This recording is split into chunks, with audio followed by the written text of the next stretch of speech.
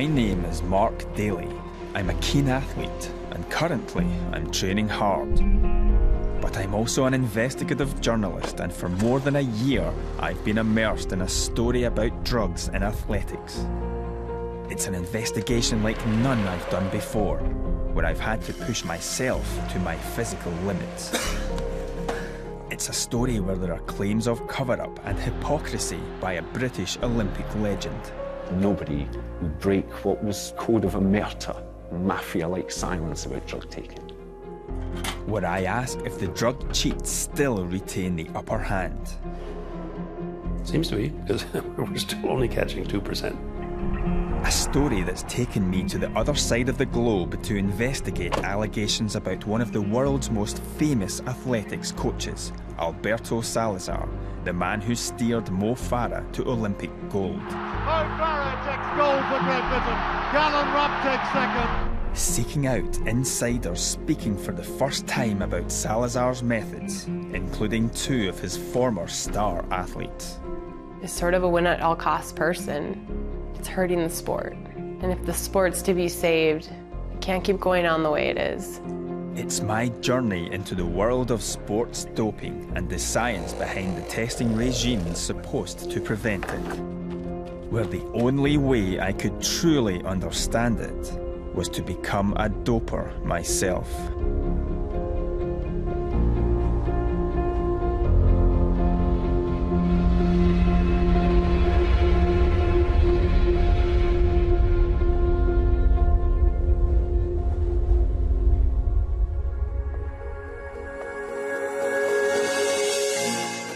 I'm about to embark on a journey where I'll be investigating major current figures of athletics.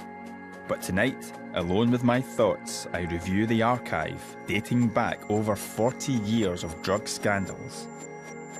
Some examples I remember from my teens. It's Johnson away and clear. Others are closer to home. And Chambers has got it quite comfortably in second place. In recent years, Jamaican sprint stars, Kenyan middle distance heroes, and the Russian Athletics Federation have all been caught up in doping scandals. Does that mean all the cheats are getting caught, or are these high-profile cases just the tip of the iceberg? I was following up a number of allegations, and I knew where I wanted to start.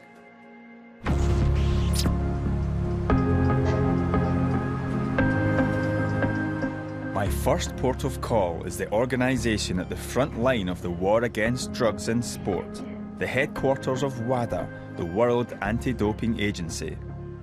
I've arranged to meet the man who was the founding chairman of WADA, and if anybody knows how hard it is to catch the cheats, it's him.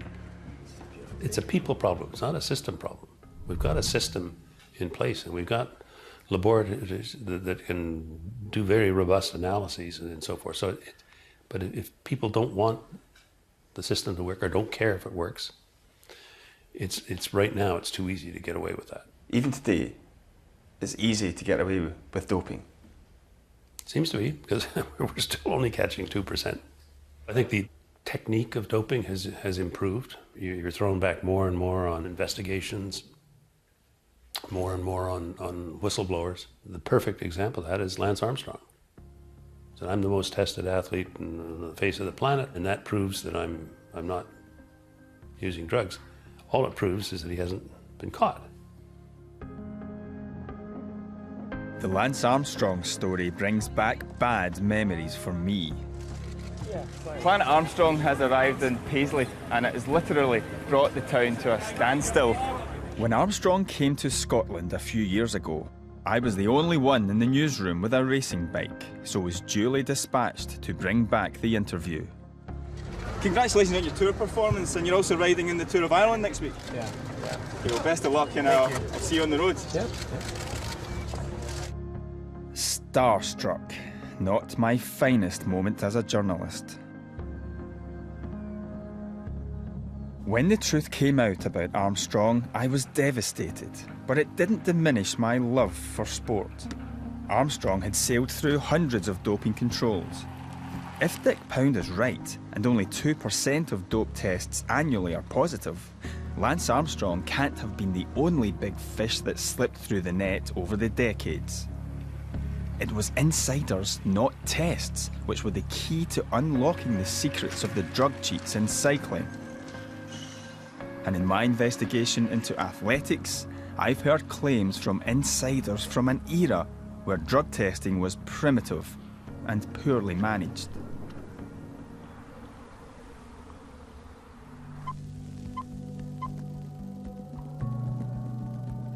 The claims I need to investigate first concern a British Olympic hero with an unblemished record.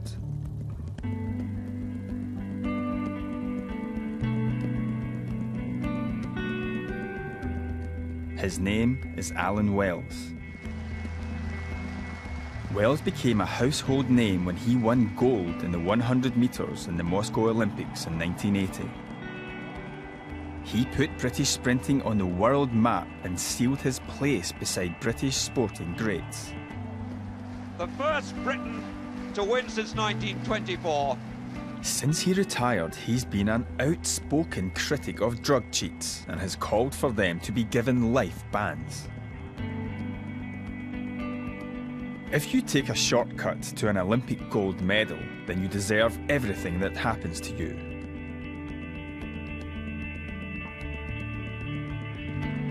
At last year's Commonwealth Games, he was given the honour of being the first carrier of the Queen's baton. Millions watched Wells take centre stage in Glasgow as an ambassador for the Games. A new generation of sprinters looked honoured to receive their medals from a sprint legend. But there are questions over whether he won his own medals cleanly.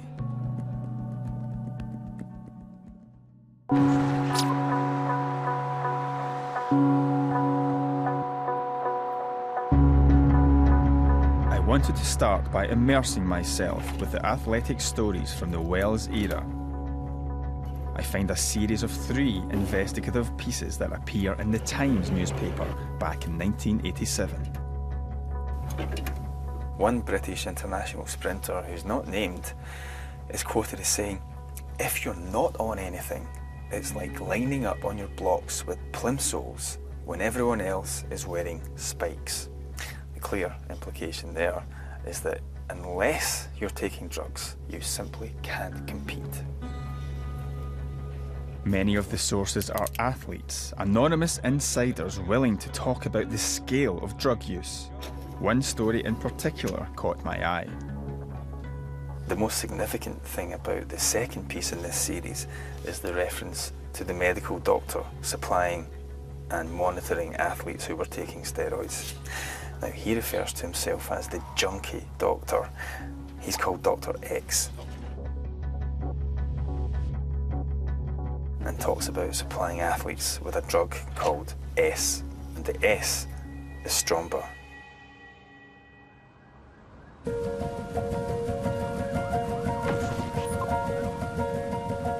But the articles didn't reveal the name of this mysterious Dr. X or the athletes that he was allegedly supplying with banned drugs.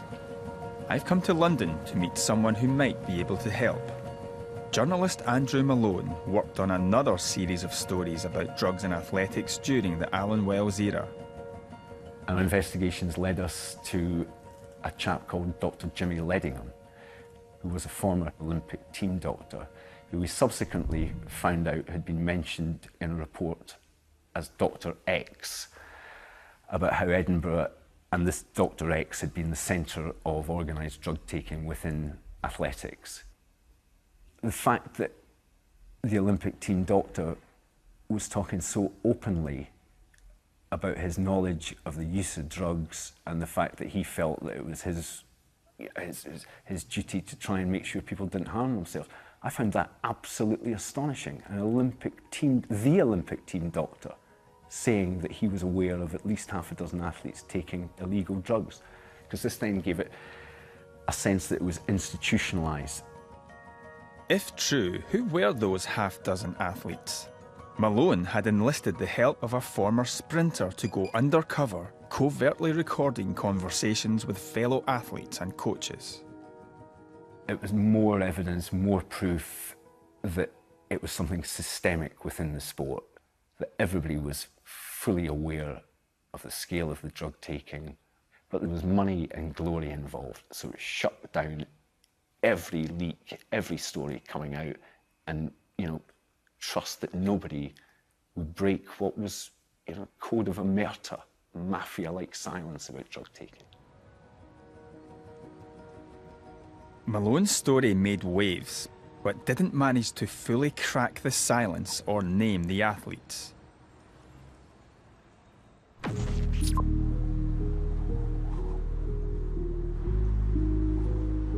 There was one man I had to track down, Malone's insider. His name is Drew McMaster. He started off with 1.5 yards, and Drew McMaster whittled it down to 1 yard. I'm 23 just, so we've got a long way to go. McMaster was a top-class international athlete and a great rival to Wales. Together, as part of the so-called Flying Scotsman Quartet, they made history. Scotland win, second Trinidad, and third Jamaica. The first man with the baton in that race, David Jenkins, would later admit to using steroids during his career. So too, after years of denial, did Drew McMaster. And McMaster was a patient of Dr. X, Jimmy Ledingham. So what more could McMaster tell me? Jimmy's surgery was quite busy with international athletes. And of course, they weren't exactly in his jurisdiction, were they? You know, they're coming from all over Scotland and Britain to see Jimmy. They're coming to do that for a reason. And it's not because they've got a sore ankle. Was Alan Wells a patient of Jimmy Ledingham? A regular at his surgery. Did Jimmy Ledingham specifically tell you that he was supplying Alan Wells with steroids? Categorically, on a Bible, definitely.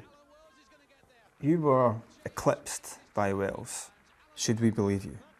Or is what you're saying the result of a bitter man whose career didn't quite get there? I had a very established and brilliant career. You couldn't buy it. So, was my life enriched? Yes. Bitter? No. The master wasn't away that well. Alan Wells has taken the lead as they come into the bend. Wells has previously attacked McMaster for speaking out about doping, accusing him of smears and raking the gutters. Wells had said, "The truth is, McMaster turned to steroids because I had started beating him, and I was not using drugs." There is no evidence Alan Wells failed a drug test during his career, but McMaster told me he'd secretly recorded conversations with Jimmy Ledingham admitting supplying Wells with banned drugs. I've obtained some of the transcripts and have made sure they are accurate to the original recordings. These are excerpts from the transcripts of those conversations, the full extent of which have never been broadcast before. In the first excerpt, Ledingham explains his reasons for doping athletes. "What I was doing it for," he says, "was I knew bloody well that the bloke standing next to you on the blocks was taking the stuff." He's then asked if Alan Wells was also getting his steroids or stuff from him. He, Wells that is, was taking stuff from all over the place, not just from me. Everybody knew Wells took drugs. But he said that he'd never speak on the record about Wells or about any of the other half dozen or so I've known to have taken things.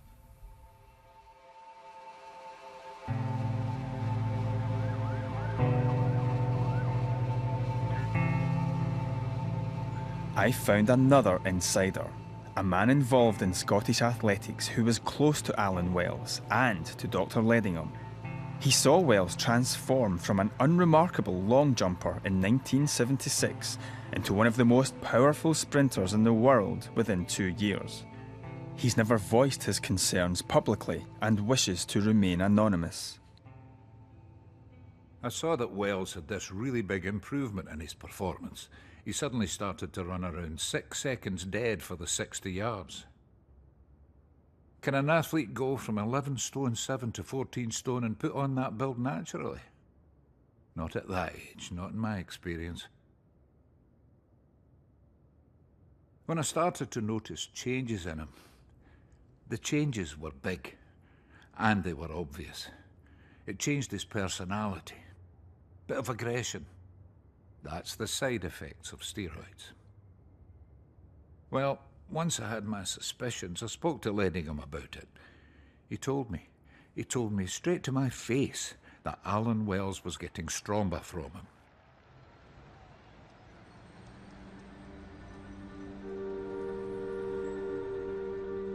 So how would an athlete avoid a positive drugs test in those days? The doping controls were limited, with no out-of-competition testing. But Drew McMaster claims he was coached to avoid testing positive by the Olympic team doctor, Dr. Ledingham. Jimmy talked to me about testing, how the test procedures were. At the same time he was supplying Stromba, and there was never any question about being tested positive, because we were well practiced. Take diuretics and drink lots and lots of water so that your kidneys was flushed out. So the testing at that time, it was more difficult for detect.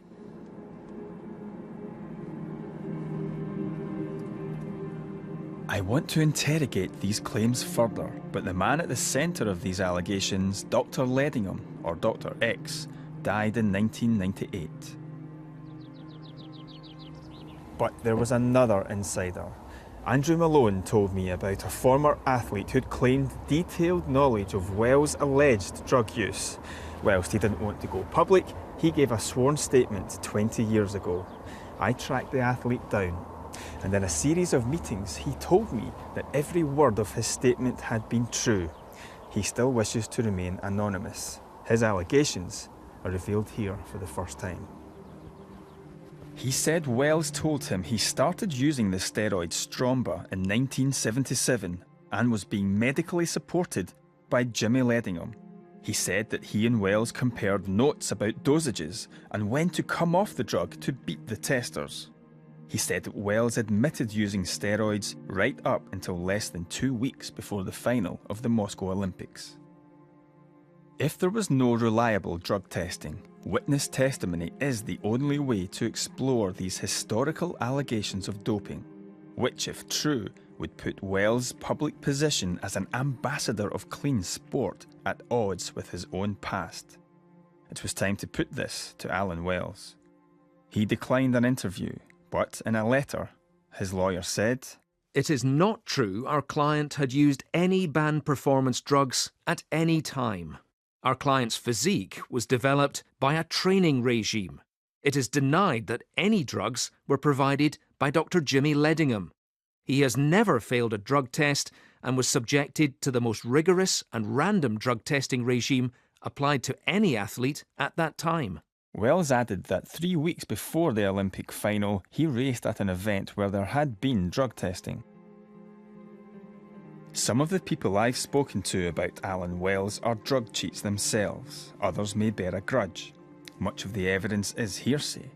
But 3 men who knew him well have made sworn witness statements implicating Wells, whilst a doctor is on tape admitting to supplying him with banned drugs. Only those who were there at the time can ever know the whole truth.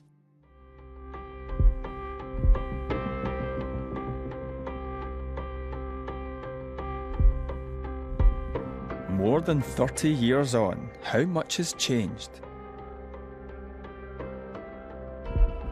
I compete in amateur triathlons. I just assume the athletes I race against are all clean. But at elite level, can the same assumptions be made?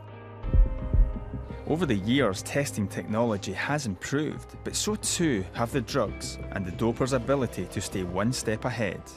The Lance Armstrong saga taught us about blood doping and the explosion of the drug EPO into endurance sport.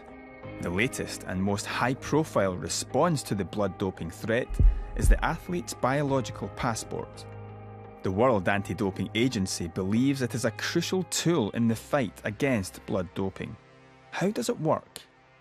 You take a series of samples from an athlete. You need at least 3 and preferably 4 to start the profile, so that you find what the normal biological profile of the athlete is. And quite simply, you put it on a graph. And you say, here's a sample taken on Monday, here's one on Sunday, here's one on the following Thursday. You draw your line. If there's a huge blip away from what we describe as the norm, is it possibly doping? It's also used to say, this guy's got a profile which is a bit wonky, go and target test that guy. But target testers have their work cut out, as injected EPO has only a short window of detection. The biological passport is designed not to look for the presence of the drug, but its effect on the athlete's blood.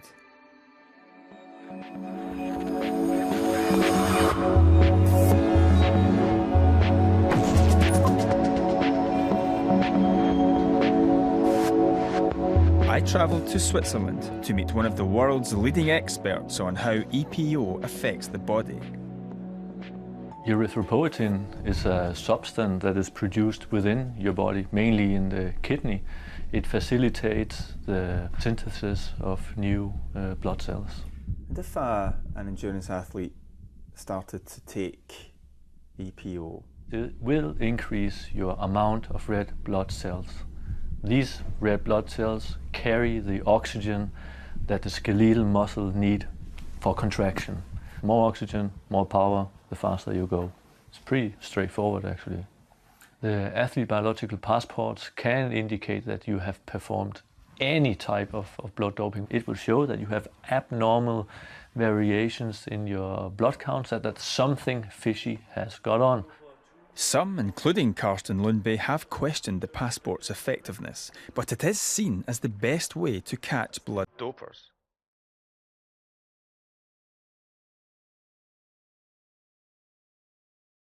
So can clean athletes have confidence this test can help deliver a level playing field?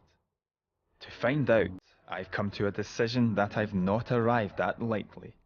I'm going to do what no elite clean athlete can do. I'm going to put the test to the test by becoming a drugs cheat myself.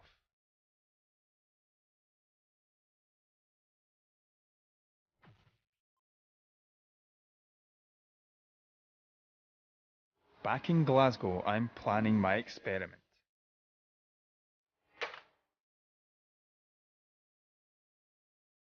But without a compliant doctor to prescribe the stuff, how would I get my hands on it? The internet, of course. There are dozens of websites selling this stuff, apparently, from China. I don't know if it's genuine, I don't know if this stuff would ever arrive, but I'm going to give it a try and push the button and order some.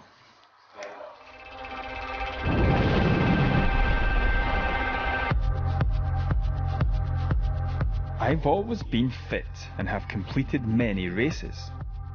But for the past 4 months in the run-up to my experiment starting, I've been working with a coach so that I can get fitter than I've ever been. I do this so that when I do start taking EPO, I should be able to tell that any big or unusual improvements I make will be down to the drugs. I knew I had to push myself to my limits.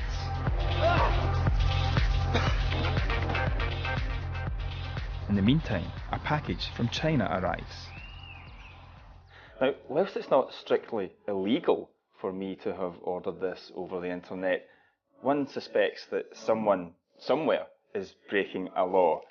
Why else would this package be disguised as mobile phone covers?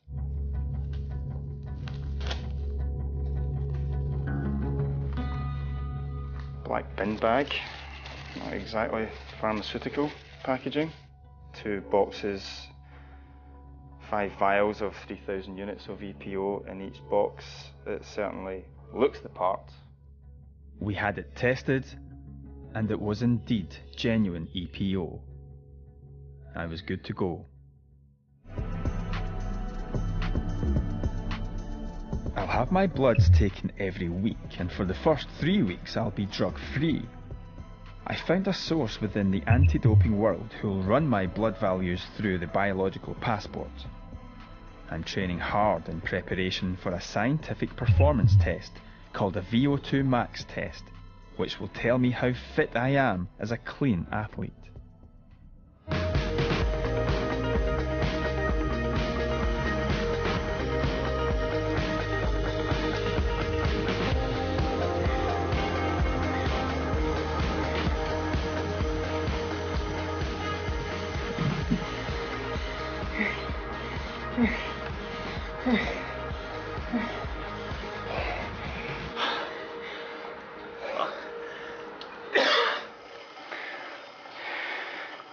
So I just finished the VO2 max test, which is a brutal, unforgiving test of fitness where you ride as hard as you can for as long as you can, which in my case gave me a final figure of 58 VO2 max, which a normal untrained person is about 35, an elite athlete about 85. I've never been as fit as I am now, and so it's time for the next phase of my experiment. I'm going to be taking small injections or microdoses of EPO. The aim is to take enough to have a performance benefit, but not too much to trigger a red flag in my passport. I was ready, but not, it seems, for everything. Today I took my first shot of EPO, and it really felt like I crossed a line. Now, I'm not an elite athlete, I'm not going to the Olympics, but I'm still an athlete, and today I cheated. I can tell you, it doesn't feel good.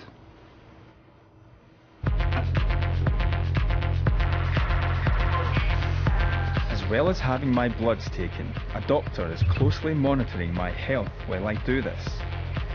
But unlike Lance Armstrong, I don't have a scientific entourage helping me avoid the pitfalls.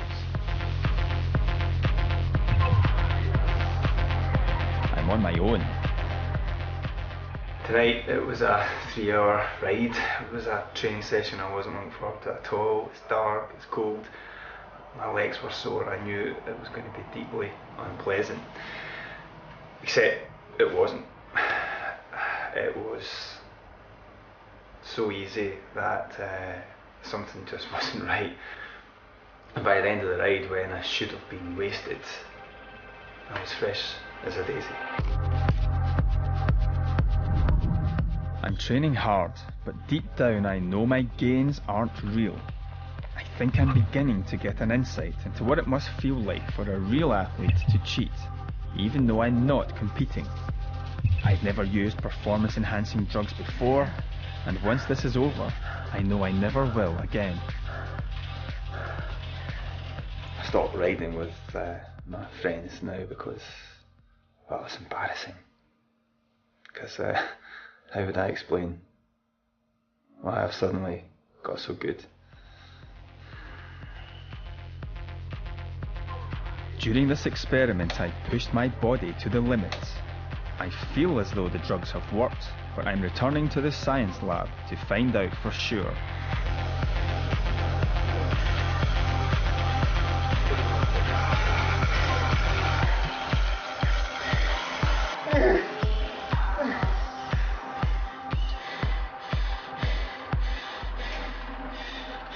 My VO2 max has increased from 58 to 63, and the maximum power, my maximum watts, the power that I could push the pedals has increased from 350 to over 375. That's about a 7% increase.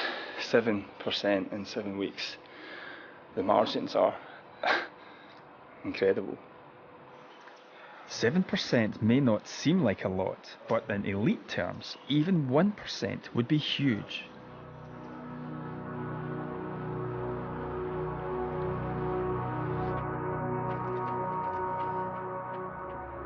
The point, though, wasn't to see if the drugs worked, it was to see if I could get away with it. I'm now into the critical phase of the experiment where the passport is most effective. It's called the washout phase. I've stopped taking EPO, so my body will naturally want to reset my blood values to normal levels. This is when a blip is most likely. If I was a real cheat, this is the point I'd be most worried about. At last, my experiment is finally over. 14 weeks worth of blood results have been sent off for passport evaluation. I've now been given the results. I can't put them on screen because I need to protect my anti-doping source who put my numbers through the passport. I also want to avoid revealing any information that could help those who want to cheat. I'm surprised by the results, but need expert confirmation.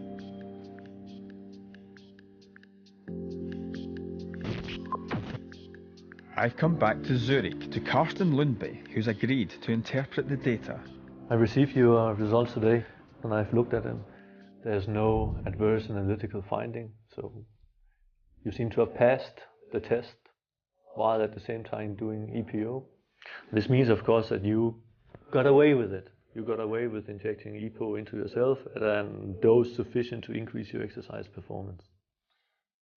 So had I been doing this for real, and anti-doping was testing me once a week, yet I was injecting EPO the whole time, I would have got away with it.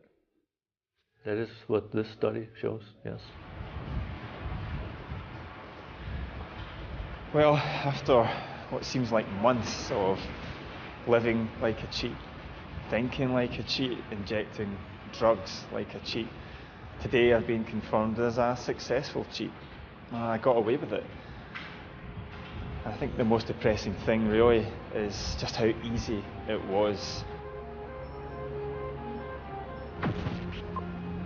Now to Montreal, the headquarters of the World Anti-Doping Agency.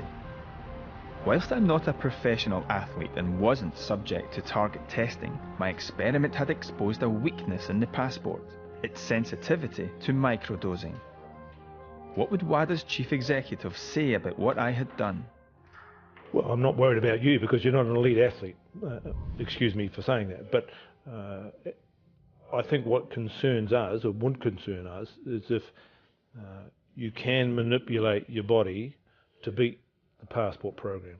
And the issue is the technical analysis, if you like, of the profile to see whether there's a blip that might have triggered either a target test, which might have produced a positive, or whether there's sufficient in your profile to show, well, you're able to take banned substances and still remain normal. That would concern me.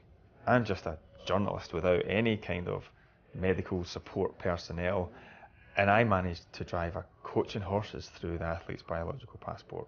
We certainly know that people try to get to the margins of beating systems, and the passport will be no exception to that.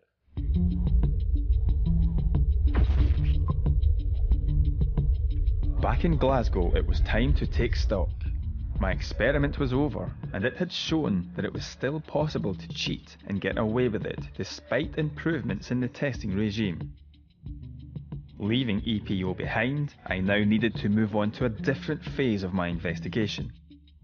I'd received a tip-off about a famous coach with strong links to the UK. It was time to get back to athletics. Can it be a 1-2 for the Salazar group? It looks like it. It's Mo Farah takes gold for Great Britain. Gallon Rupp takes second. Alberto Salazar has trained them well and they have produced the goods for him. This historic 1-2 was coach Alberto Salazar's crowning moment of glory. So who is Alberto Salazar? He's a US athletics legend who once ran himself unconscious winning the Boston Marathon. He's the head coach of the world's most prestigious running camp, the Nike Oregon Project, home to Mo Farah since 2011. His coaching philosophy involves intensive training and the use of the latest scientific techniques. And he's been a consultant to UK athletics since 2013. None of the Oregon Project athletes has ever tested positive, but I've been hearing claims about Salazar's methods, and if I'm to explore the allegations, I would once more have to rely on witness testimony. And to help identify those witnesses, I've been collaborating with the US investigative journalism organisation ProPublica and its award-winning reporter, David Epstein. It was time to go stateside.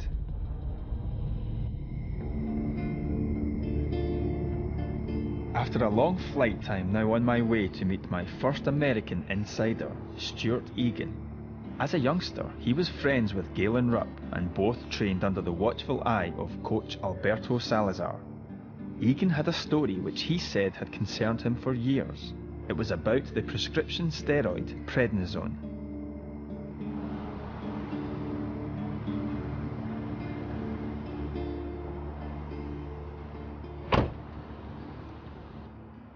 Galen, myself, and Alberto were outside of a hotel room in North Carolina for the national 2-mile high school championships, and we were going on our morning run, and Alberto said to Galen, "Have you taken your prednisone yet this morning?"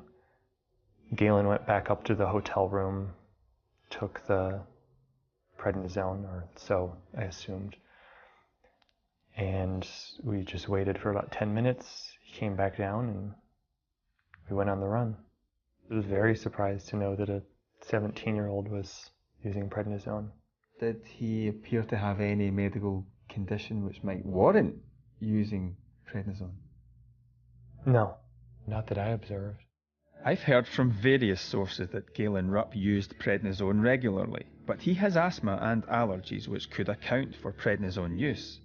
Prednisone is banned in competition, though athletes can use prohibited drugs if they have a clear medical need recognised by a doctor, a kind of sporting sick note known as a therapeutic use exemption, or TUE. We asked Galen Rupp for evidence of his TUEs. In a statement, Rupp said, "Earlier in my career, WADA required TUEs for my asthma medication. The few other TUEs I've applied for and received related to the treatment of severe asthma flare-ups."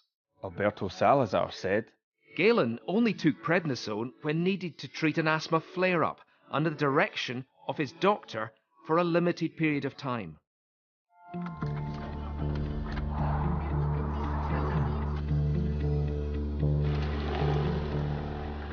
I knew Salazar had been the coach of the American athlete Mary Decker-Slaney when she tested positive for the banned steroid testosterone. They both denied any wrongdoing. But then I came across something else, a speech by Salazar describing his view on drugs.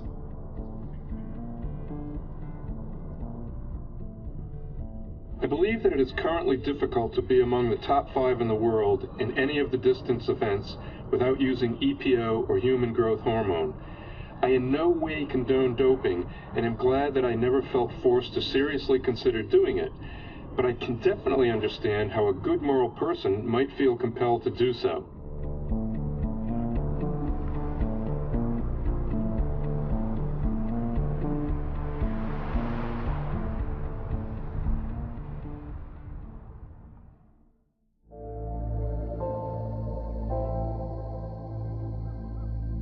An early morning run, and a chance to reflect.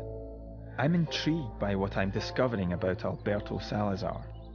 He's now established as one of the world's most successful coaches, but I was hearing stories about banned anabolic steroids being found in the Salazar camp.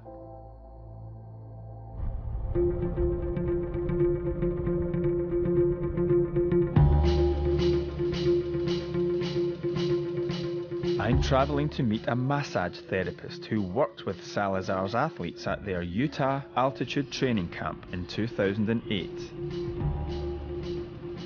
After the group left, he says Salazar called him.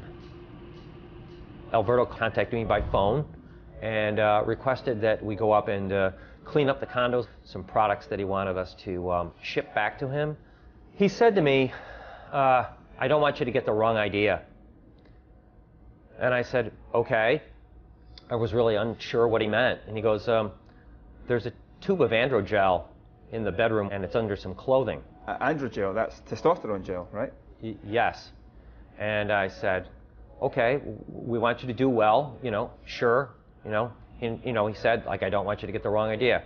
He said, "It's for my heart. It's all f***ed up." What did you think of that explanation? I kind of thought a little bit, like, really? Okay, because he had just had his heart attack and his procedure the year before we were there. And I thought that was a little strange. I'm on the laptop and I Googled it and it said contraindicated for anybody with a heart condition.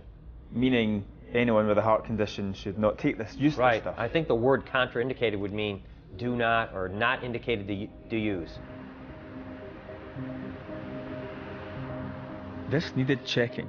I asked several cardiologists if testosterone gel might be prescribed for someone with a heart condition. All said it would be highly unusual. Also, a coach carrying around a banned drug like testosterone without acceptable justification would be guilty of a breach of anti-doping rules punishable by a 2-year ban. Alberto Salazar declined an interview. He did not respond directly to this allegation, but in a statement he said, I have always strictly followed WADA rules, seeking guidance from USADA to ensure my interpretation of WADA's rules is correct.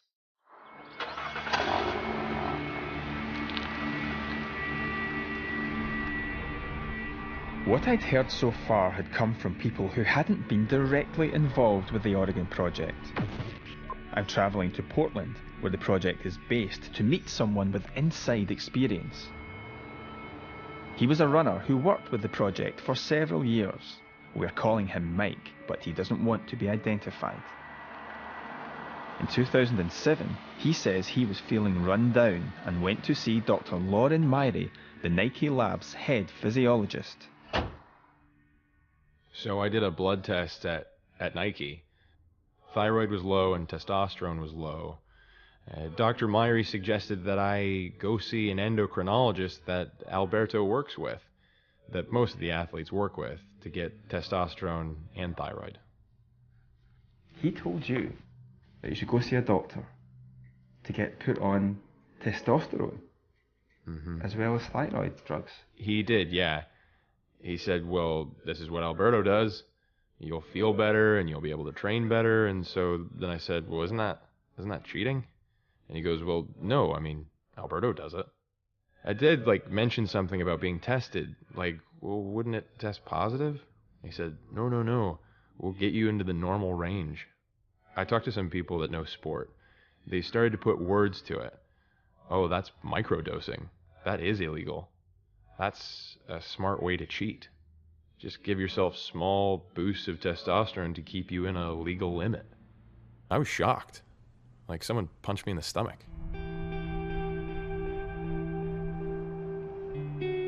If what Mike says is right, then the Nike Labs top scientist Lauren Myrie claimed microdosing testosterone was accepted by Alberto Salazar. The investigation was progressing, but my next move is to meet someone who'd been right inside the Oregon project, the man handpicked by Salazar in 2011 to be his number 2. Steve Magnus is now the head cross-country coach at the University of Houston and the author of the coach's manual, The Science of Running. It's intimidating at first. I mean, I get there and I'm watching Carrick Goucher work out, or Galen Rupp, or Mo Farah moved out at the same time, so I'm helping him move into his place. At that point, I thought, oh, it's a dream job. During that first track season in 2011, I started getting hints of this might not be what I signed up for. Steve Magnus was going to tell me a story which he said connected Salazar, his star pupil Galen Rupp, and the head of the Nike Lab, Dr. Lauren Myrie, and he said he had documents to back it up. One day when I was at the office, some people from the Nike Lab brought up lab reports and put them on Alberto's desk, and it was basically the blood levels of every athlete who had been in the Nike Oregon project. Started flipping through the book and came across Galen's. And in addition to the graphs, below every graph, they had basically notes that Lauren had taken. Under one of Galen's, it had currently on testosterone and prednisone medication. And when I saw that, I kind of jumped backwards. I was like, wait a minute, like on testosterone medication. Testosterone, it's obviously banned. And I mean, I knew that, everybody knew that. When I looked a little further, I saw it was all the way back in high school. And that was incredibly shocking. At that point, I actually took a picture of it, wanted to essentially have evidence in case something happens. And when I asked him about it, I was like, hey, Alberto, I came across this. I'm just a little bit concerned. And he looks at it, and he's like, oh, Lauren Myrie, like, he's crazy. Like, we didn't do that. And that was kind of the last I'd heard of that. Could it be possible that this was an isolated incident? There were multiple little things that kept adding up. To me, it was indicative of a culture. This document suggested Rupp was being given testosterone in December 2002. It's unclear for how long. WADA rules today say athlete support personnel involved in doping someone as young as 16 could be liable for a lifetime ban. We would have put this to Dr. Myrie, but he died in 2012.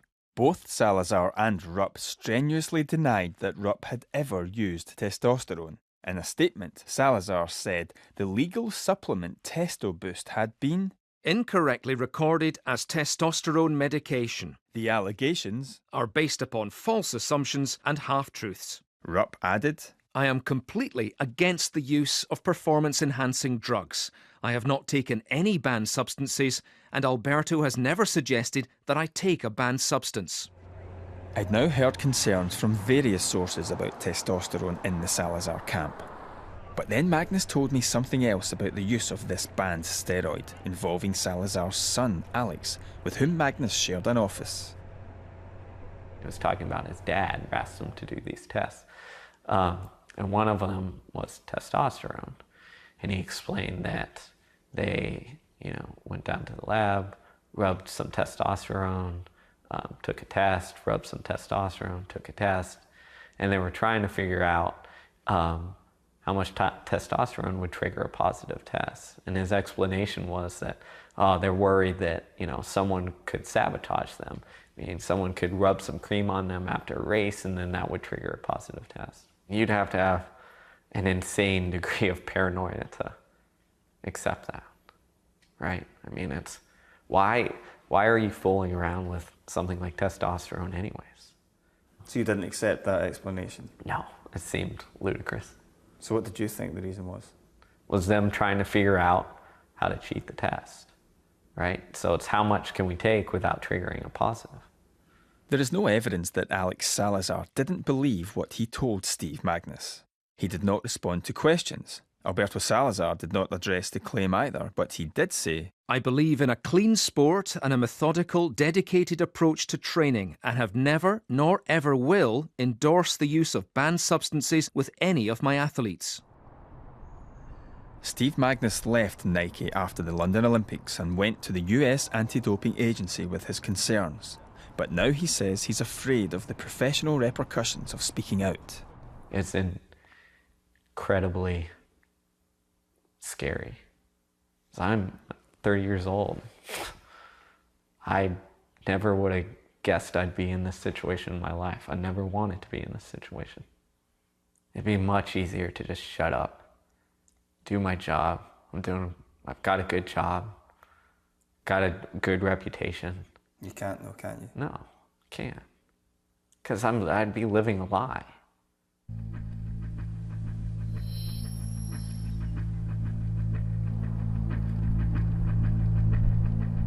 Over a period of months, I'd heard from a number of former Oregon Project athletes about the so-called grey area, the margin between staying clean and cheating. They talked about the use of asthma and thyroid medication. Some told me that Salazar encouraged the use of thyroid drugs to help athletes shed weight quickly and in turn boost performance.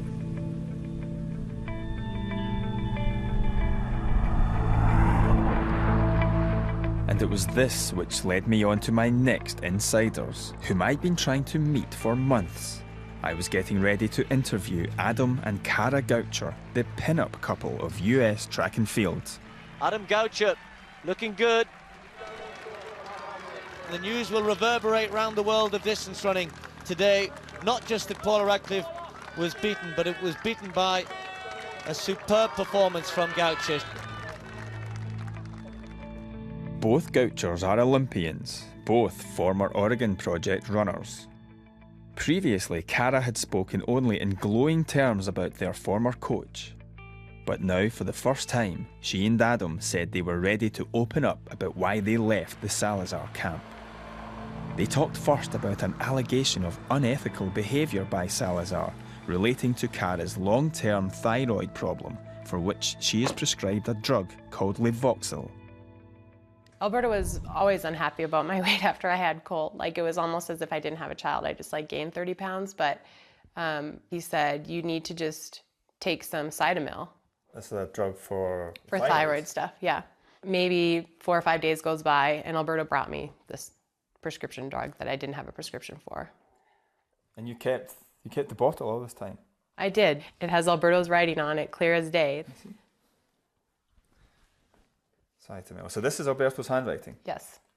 So did Alberto know what type of prescription you had? Absolutely, he knew what I was on.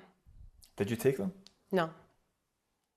Thyroid drugs are not banned, but some anti-doping agencies, including the UK's, want drugs like Cytomel put on the banned list unless medically necessary. And here's why.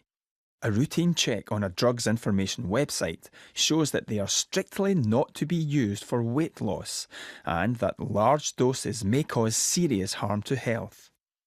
In his statement, Salazar said, "No athlete within the Oregon Project uses a medication against the spirit of the sport we love. Any medication taken is done so on the advice and under the supervision of registered medical professionals." He added, "Thyroid medicine is not banned, and I am not aware of any performance-enhancing benefits." The Gouchers had another tale to tell. It relates to alleged abuses by Galen Rupp and Alberto Salazar of the Therapeutic Use Exemption, or TUE, process. The Gouchers say that just days before this race at the World Championships in 2011, Salazar tried to get a TUE for an intravenous or IV drip for Rupp. 4 years earlier, they claim the same thing happened at the World Championships in Osaka, the scene of Cara Goucher's greatest athletics triumph. He said, "We have it down. I've coached him on what to say." The doctors will ask him, "When was the last time you go to the bathroom?" And he'll say, "I don't remember." And they'll say, "When was the last time you were able to drink?" And he'll say, "I can't." And he literally said that they had it down. Alberto said that to you? Yeah. They wanted the IV. For whatever reason. It made Galen feel better or whatever. And they were manipulating the system to get it. Under WADA rules, the practice of IV drips is prohibited, and anyone caught manipulating the TUE process to get one would be liable for a ban. In his statement, Salazar said, "I have never coached an athlete to manipulate testing procedures or undermine the rules that govern our sport and follow the process for TUEs." There's athletes that are raising the bar and in a way that isn't real. I had a conversation with Galen in 2011, and he told me how tired he was, how he was so excited to have the season be over. And fast forward a month, and he shattered the American record. That's not how it works. You have to rest, you have to recover, you have to start all over again. Galen Rupp is the most tested athlete in America. So is Lance Armstrong. Doesn't mean anything. This is a screen grab from Galen Rupp's blood charts. It says presently on testosterone medication. That's from 02. So he's 16. I think it's gonna break his mom's heart. There's no reason for him to be on that. I mean, that I can think of. I don't know. That's almost child abuse. I mean, I feel like there's no way, it's very unlikely that a 16-year-old would be like making the decision to do this without, or even know how to go about doing it. How would he even know how to get something like that? Yeah, how would you even know? You were very close to Alberto Salazar. Mm-hmm. How difficult has it been doing this interview today? It's really hard. For years, he was a super important person in my life. I mean, I literally loved him. I mean, I loved him. He was like a father figure to me. So it feels like a betrayal, a little bit. And I feel really bad about that. But he put me in this position.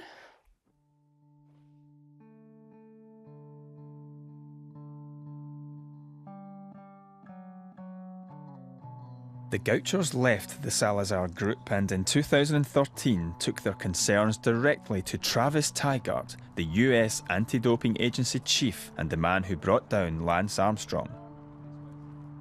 Including the Gouchers, we now know of at least 7 athletes or staff associated with the Oregon Project who say they've gone to USADA with concerns about alleged illicit practices and unethical behaviour.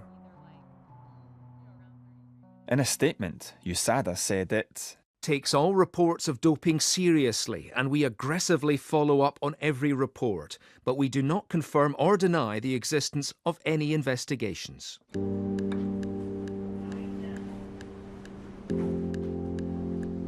So I took my evidence to the world's top anti-doper and showed him the Galen Rupp blood chart. Presently on prednisone and testosterone medication. Well, you'd need to be on a TUE for that. And it would be very rare that a TUE would be granted for testosterone. You'd have to be pretty exceptionally sick for that. And even then, I would say the doctors would be more inclined to say, well, you probably should be resting rather than competing in big-time sport. Are you disturbed by what I've told you? Totally. I mean, I would be not only disturbed, I'd be very disappointed. And that's why I think it needs to be scrutinised by us as an independent body. In this programme, you've heard allegations about banned drugs and unethical practices involving Alberto Salazar and his star pupil, Galen Rupp. This programme makes no claims about any other Oregon Project runner, nor have any of our insiders witnessed evidence that Great Britain's Mo Farah was doping.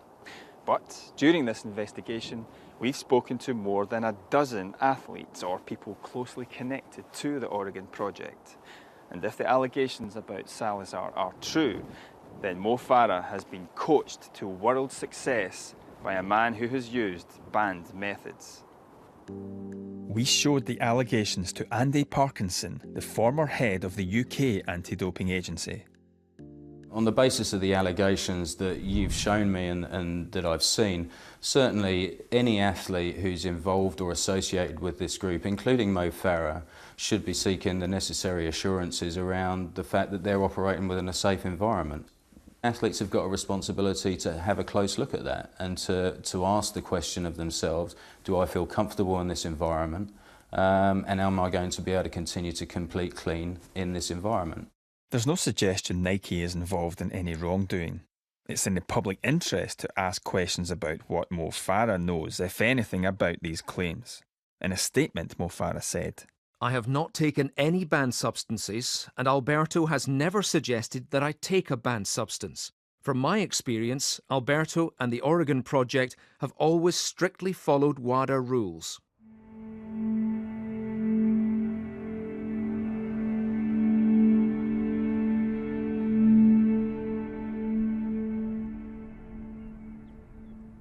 In this journey, I've learned drug testing alone isn't enough to keep sport clean. My investigation would have got nowhere without the testimony of the athletics insiders who spoke out. I'll look at sport with different eyes now, but I'm sure of one thing: I've an even greater respect for those athletes who choose to compete clean.